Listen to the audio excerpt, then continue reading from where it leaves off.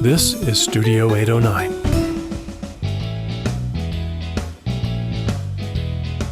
Hi, everybody. Welcome to the Outdoors Hiking Bob podcast. I am your host, Hiking Bob Falcone. You can find me on my website at hikingbob.com, which has links to my social media, my columns at 6035 Media, all the other podcasts we've done, 346 or something, however many that is.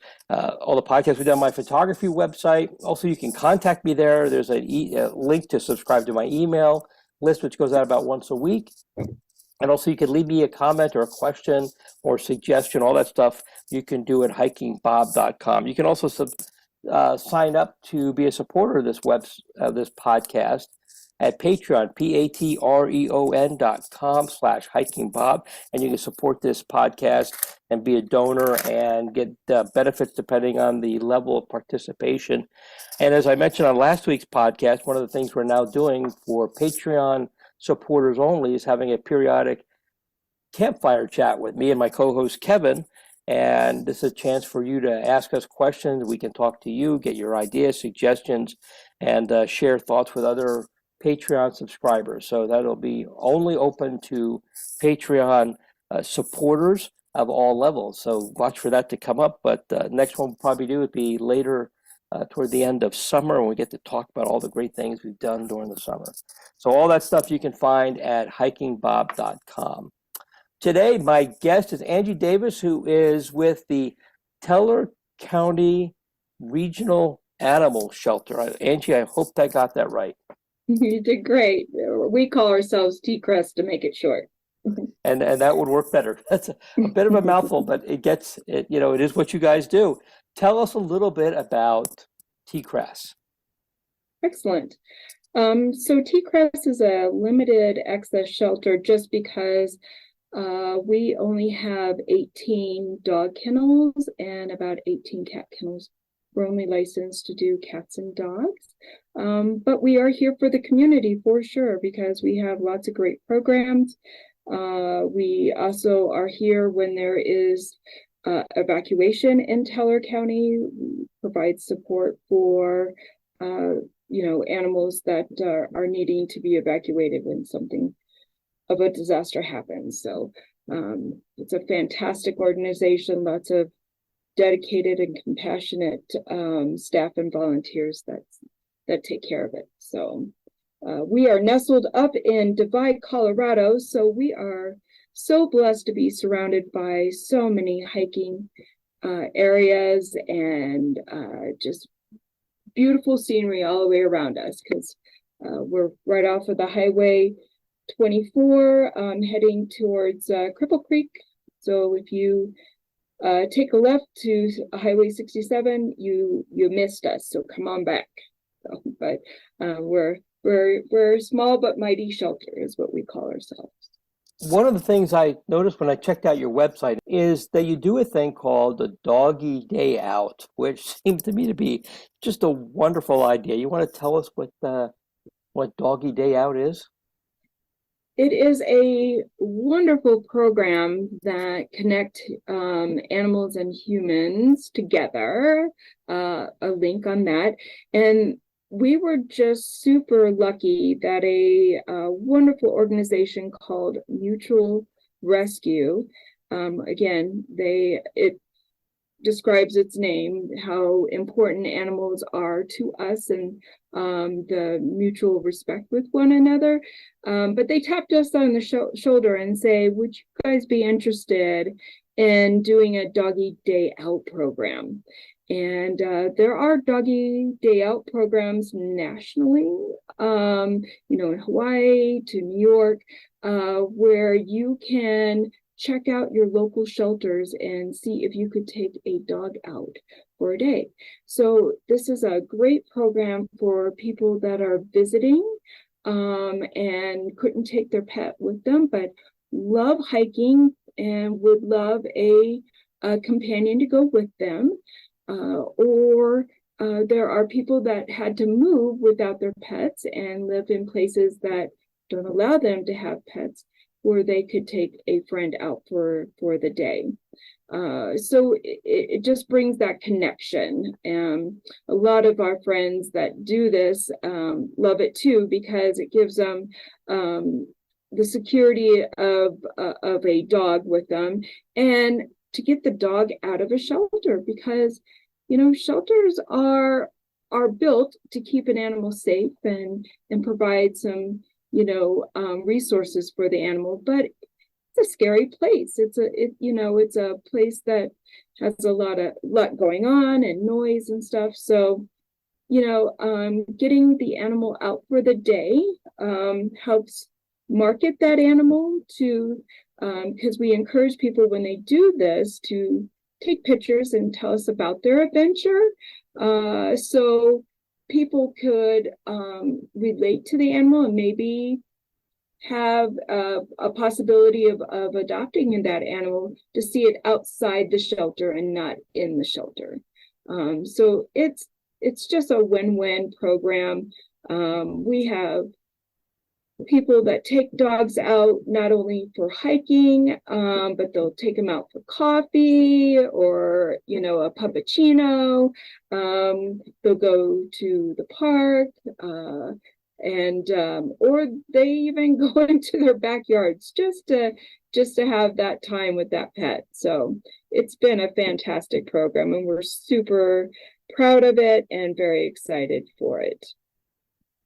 That sounds like a really great time. I mean, I can see where somebody's visiting and maybe they had to leave their pup at home, like you said, but boy, I really, they may miss having a dog with them on a hike, and they can come to you guys and take a dog out, which I think the dog probably enjoys the heck out of too, without, being in the Yes. shelter and being able to, dog's probably like, I want to go out. I've got my pup sitting right next to me here, Cole, and he gets a little anxious when it's morning and I haven't taken him out for his daily hike or walk or something like that. So he gets a little anxious. So I can imagine, I can imagine other dogs being the same way. Like, I really want to get out of here, kind of thing. So I think that's really a very cool program. I had not heard of that before. Typically, we think of a shelter such as yours. There's a lot of dogs there, and they're well cared for, obviously. But we don't.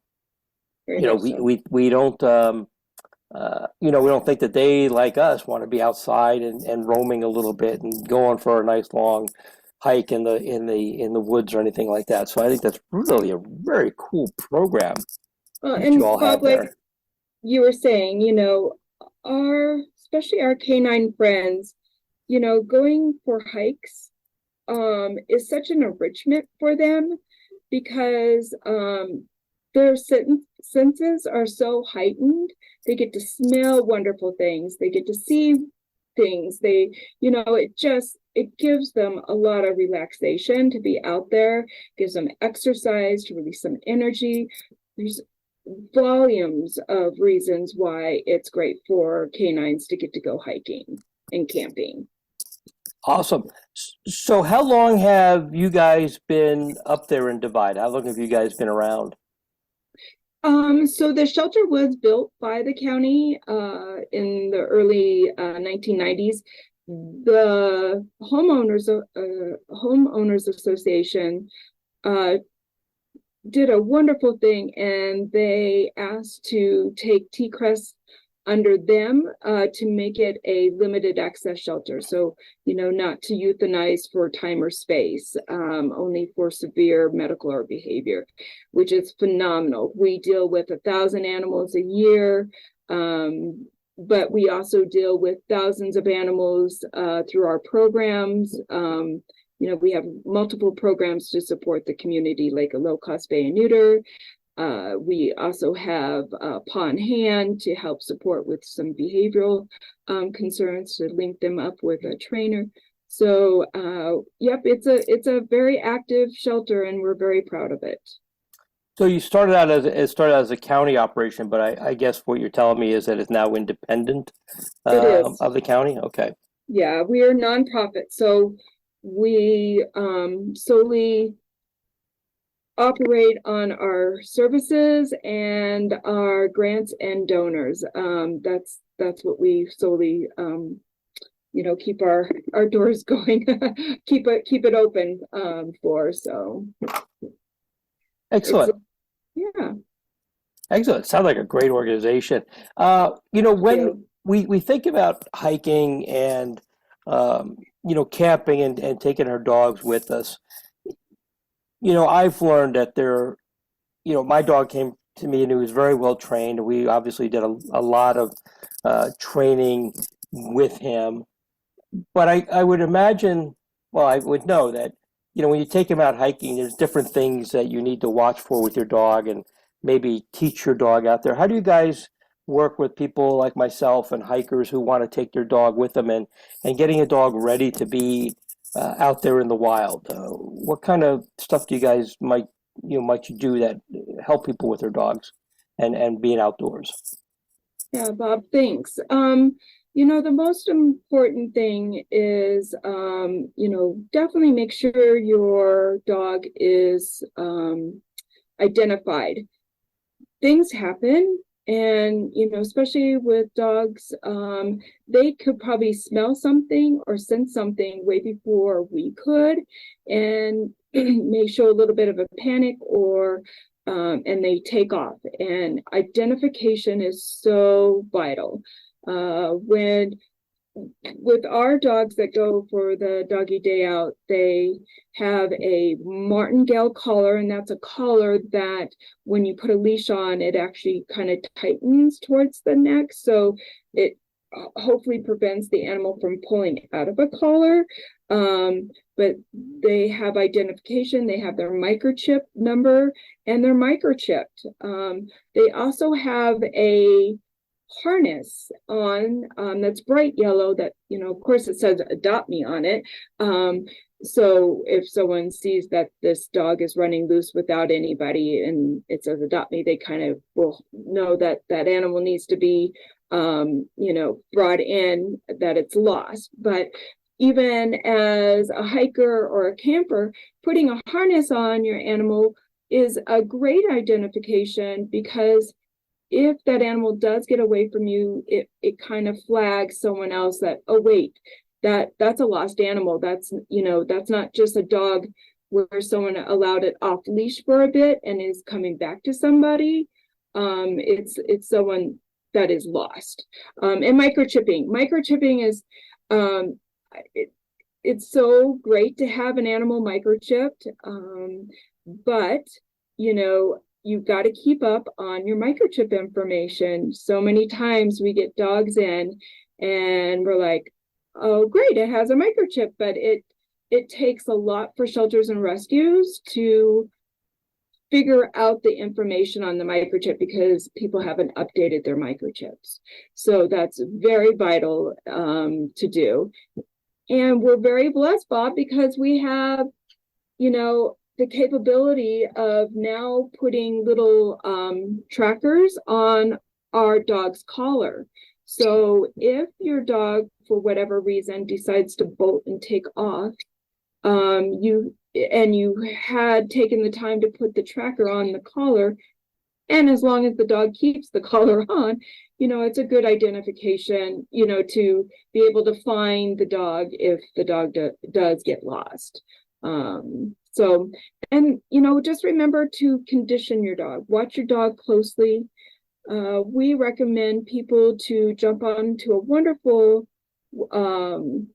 website called I Speak Dog to definitely watch the animal's language. Our animals are talking to us at all times. We just have a hard time listening sometimes or watching. And so if your dog is showing that they're stressed and is not enjoying the hike, that's time to turn around and go back instead of keep moving forward. So because again, they're sensing something, they're knowing something's going on, and then you end up losing the pet. So those are some good things to keep in mind when you are hiking or camping with your pet. It's interesting you talk about, watching your dog's behavior. I'm pretty well, I'd like to think I'm pretty well in tune with Cole's behavior, and he's always very excited to go for a hike and very anxious to go out. He just mentioned to him that we're going to go for. Well, he's next to me, so I have to spell it on RIDE. It's like having a kid; you have to spell things. Or go for a WALK. If I said it right now, he'd be up and excited, and we wouldn't get this interview done. But it's interesting watching his body language, so to speak, and he has got either a sense of smell or a sense of hearing that are off the charts. Because we'll be out hiking someplace, and all of a sudden he'll be pulling and looking in one direction, and I'm out there. I don't know what you're looking at, and finally I'll see like two antlers poke up from behind something he saw, that he smelled or sensed a deer from several hundred feet away, and those are there. But it's I've learned that when he does that, there's something out there to pay attention to. And right now we're down in Arizona, and we were out hiking in one of the regional parks here, and he kept looking at something, and lo and behold, buried deep in the roots of this cactus was a rattlesnake that I never even saw, and it didn't move, it didn't rattle.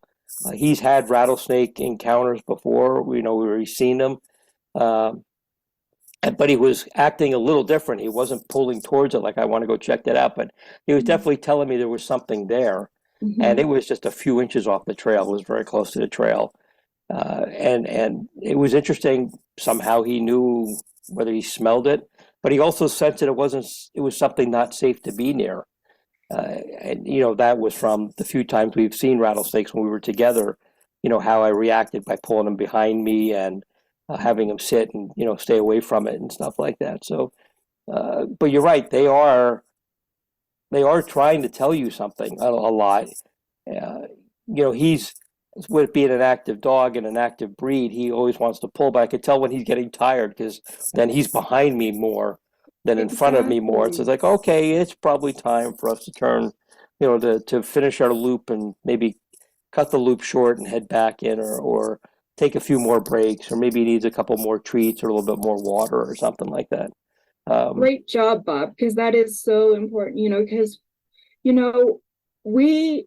we go out hiking and we have an expectation. I'm going to go from here all the way up to, 4 or 5 miles ahead of me, right? And your dog's expectation is, hey, I'm excited to be outside and be with you, and things like that.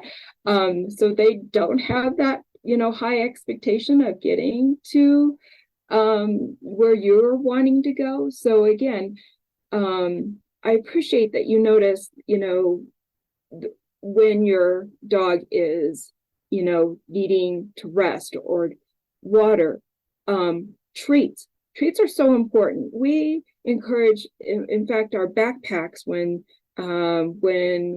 someone comes for a doggy day out, we have a backpack that goes with them that has water, treats, our phone number, of course, disposable bags for organic deposits, because we want to clean up after our animals, right? That's not healthy for the environment, leaving feces behind and things like that. So, but we have, we make sure there are treats, because they're releasing energy just like we are, and we get hungry when we're hiking and exercising.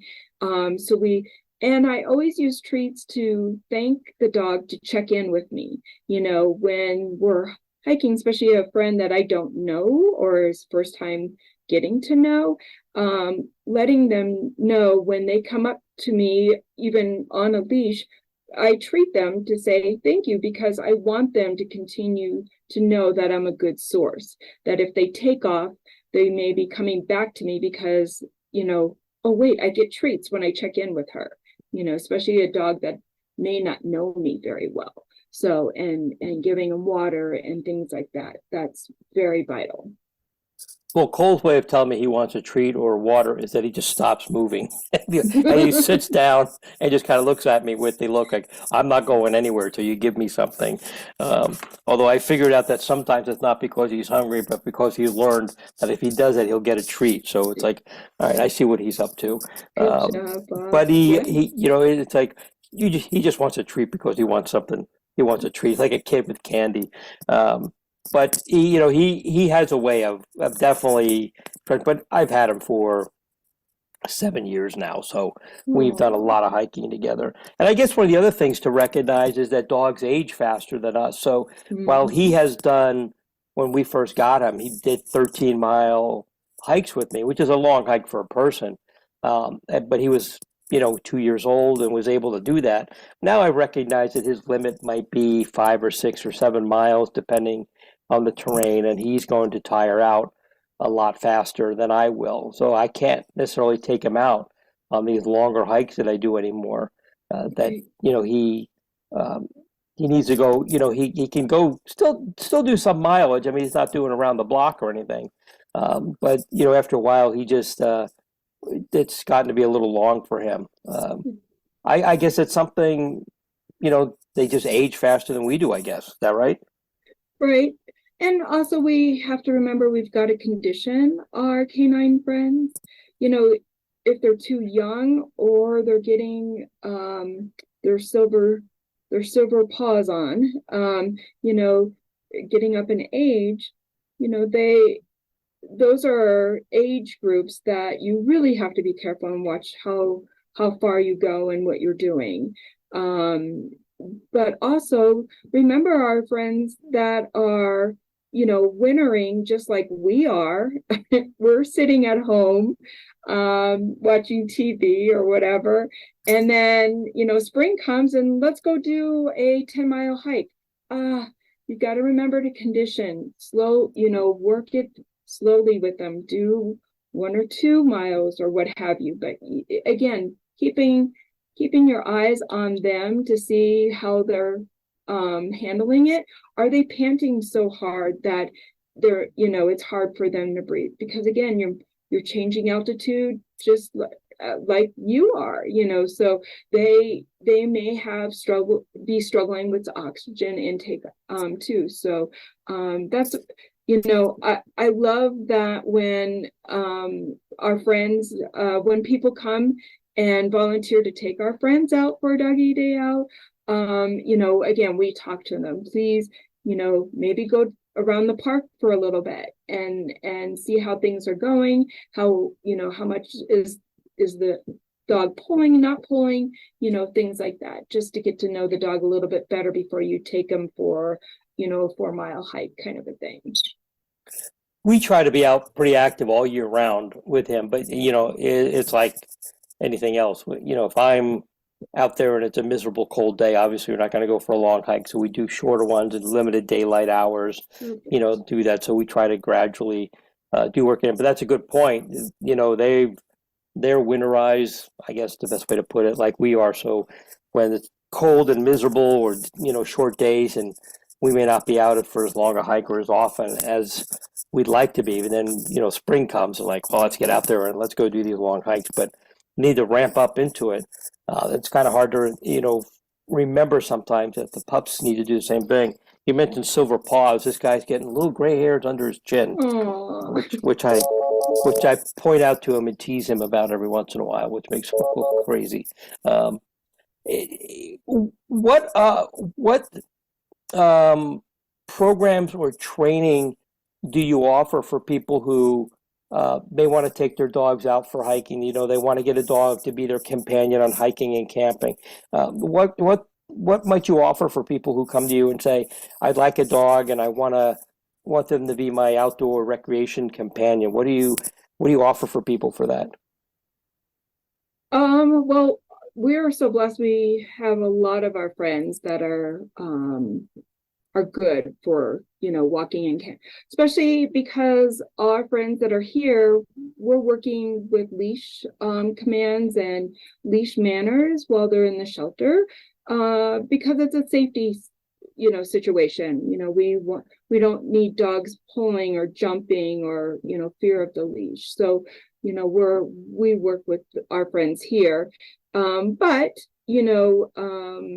we have a we're very blessed actually that we have quite a few trainers that support us, and especially because we have a paw and hand program where if people are struggling with some behavioral issues at home, we'll connect them with a trainer to work with that. And we want animals to be good stewardships out in the public. Especially Colorado, we're so blessed because we're such a canine friendly state, right? We can practically take our friends all kinds of places. There's places where we can go eat with our friends to be there with. We have, of course, dog parks. We always, want our friends to be, our canine friends to be with us. So yeah, we'll provide training and also the support that we have here. Tools are very important. Like I had mentioned, the martingale collar, where it's a collar that if the animal pulls, it will, constrict towards the neck and not open up. There are, we use regular leashes and not retractable leashes. Retractable leashes are fun, just to allow the dog to roam a little bit, but they're also very easy to pull out of your hands. If that dog wants to go, it's really hard to control with a retractable leash. So we use regular leashes and leads. Again, treat bags are very important. We usually have them on our hips at all times, just to, say, to create that bond and to say thank you for connecting with me and watching what I'm doing, kind of a thing. So there's all kinds of wonderful tools that you can utilize while you're out camping and hiking and enjoying your canine companion. I've always looked at the retractable leashes, and I understand how people are attracted to using them, but they look like invisible tripwires to me. So when I see that, they're hard to see sometimes. Though some of them, I guess, now are more like a webbing than a thin wire, but sometimes they're hard to see. You talked about treat bags. I usually put his treats in a Ziploc bag and stick them in my cargo pockets. And he learned which pocket they're in. So if he sees me just reach for that pocket, which may also have my treats in them for me, all of a sudden stops and looks and wants to know where his is.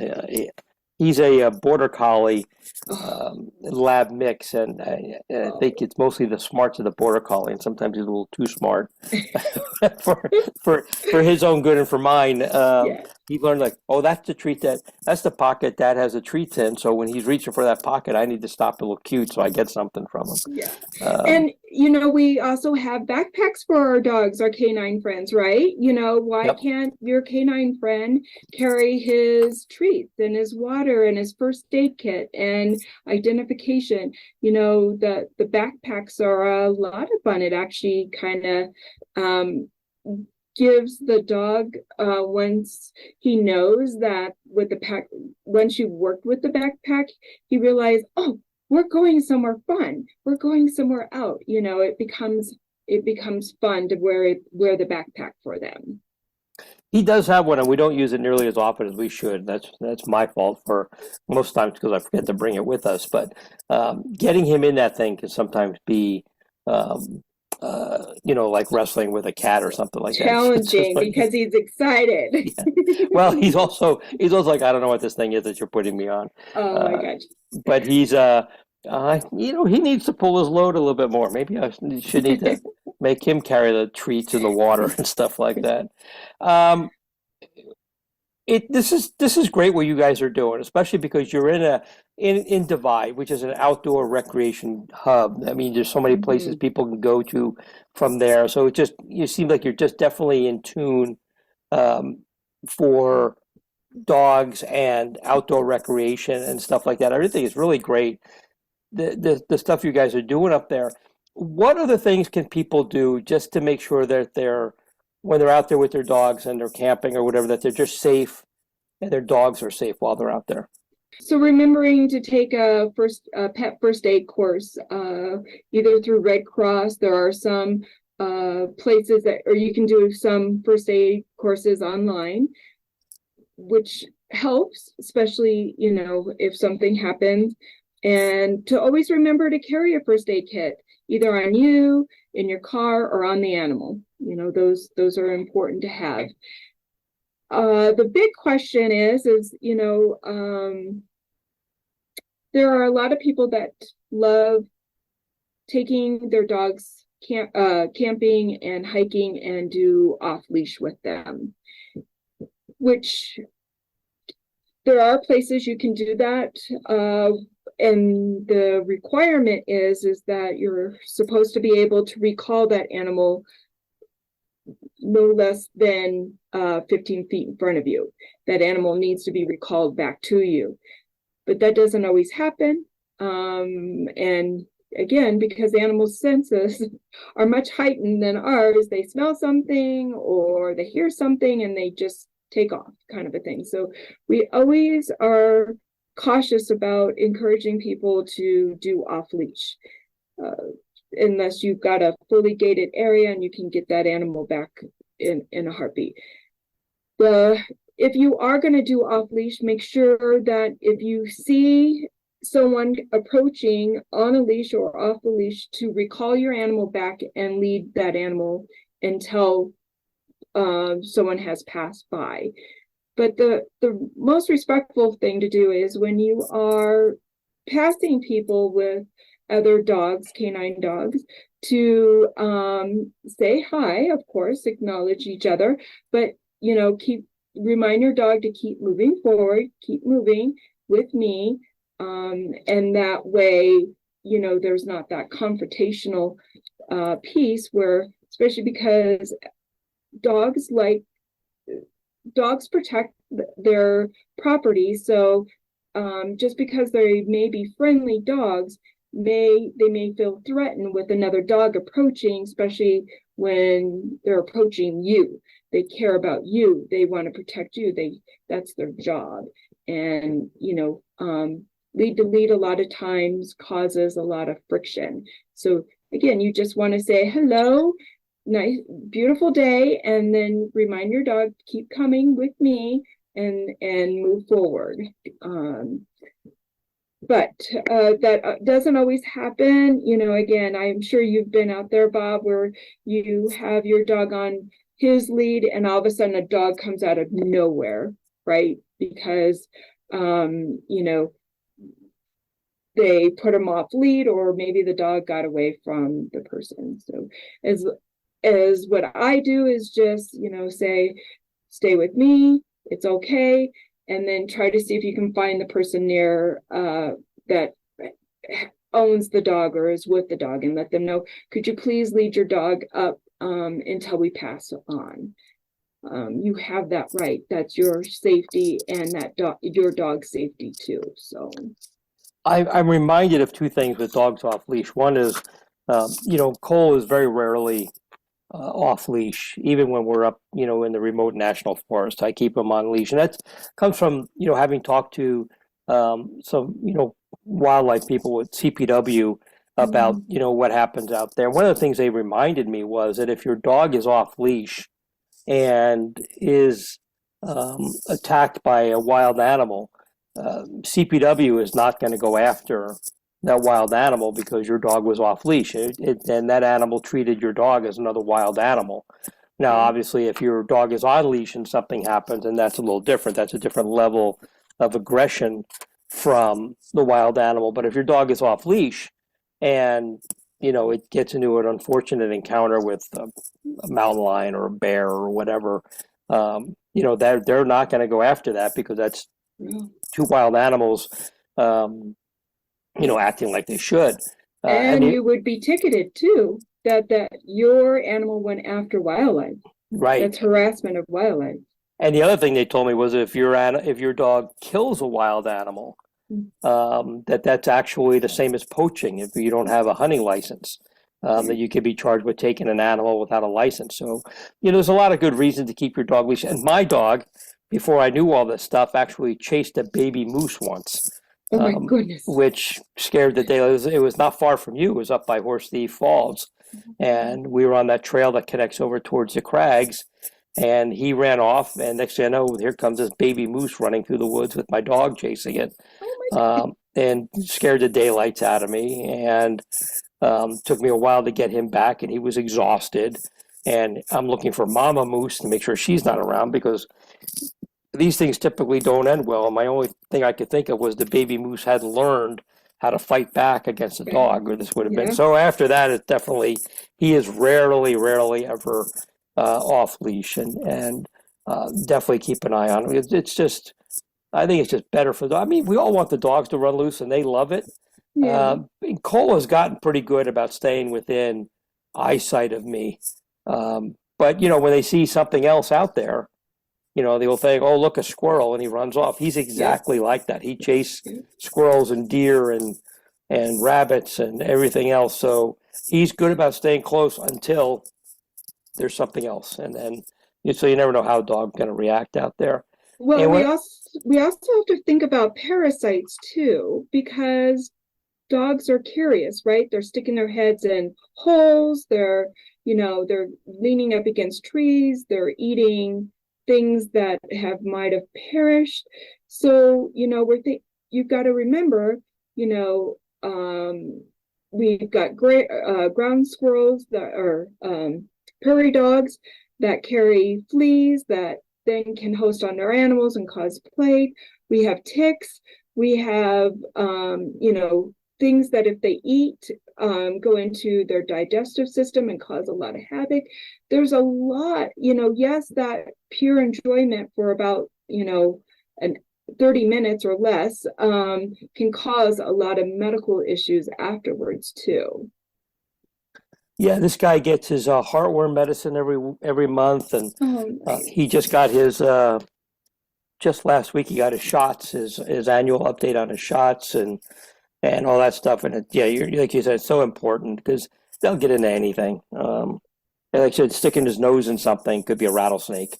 Yeah, that ends up, where the dog get bit by rattlesnakes on the nose, and that can cause all kinds of problems. And he's a little too heavy for me to want to carry him 5 miles down a trail if he gets a rattlesnake bite or something like that. So he tore his ACL last year, and and he was running loose, and we were in a remote area of the forest, and I don't know that particularly did it, but they do tear their ACLs, and it's not an uncommon injury.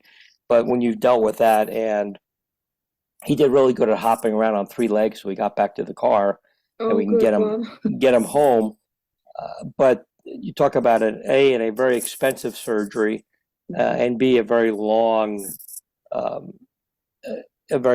recovery time, months and months and months before they're back to normal. That's another reason I think to keep him on leash. He's probably less likely to tear something if he's just out running at full tilt and jumping on things and jumping over things. It's like us, how do we hurt ourselves? It's not by just walking, it's by doing something a little more outrageous. So a lot of good reasons to keep your dog on leash. I know that they seem like they want to be out there running, and they do, but they can get their exercise without necessarily having to do all that kind of stuff. So, right. Angie, anything else you want to tell us about the work you guys do up there? You mentioned cats. I don't want to ignore cats. I'm a cat person. Love cats. We don't have one now, but I've had cats and dogs living together. Anything else you want to tell us about your cats that you have there? Thanks, and stuff Bob. Like that? And actually, there are some wonderful cats that are going for hikes now too. There's a cat that I follow called Remy, and he and his new partner, they go hiking all the time. Now he's fully harnessed. He has microchips. He's got all kinds of identification on him. And there are backpacks now that you can take cats on hikes with, where they can see and get enough air and things like that. So it's not unusual to see a cat or a lizard or other pets going for a hike with their owners. But yes, we have some fantastic cats here. We're very blessed. We have volunteers and staff that love working with our cats on enrichments, like teaching them tricks, like high fives and coming with treats and things like that. So their cats are awesome. I just absolutely love them. And of course we have, especially because cats love outdoors, and we encourage people to do catios where you have a fenced-in area that leads out from a window or a door where cats are secure and safe, where there's a top to it and everything. So we love our catio. When you come and visit us, before you reach our front door, you'll notice that there's a area. Our catio is right there by the front door for cats to greet people and get some fresh air. So it's a lot of fun. I just wonder, because I know we're out hiking, we're out walking even through the neighborhood, that squirrels love to taunt dogs. I've realized that squirrels are bullies. They tease dogs. They'll get up just high enough. I have pictures of a squirrel on a tree trunk and Cole looking up at him, and just the two of them are in a standoff.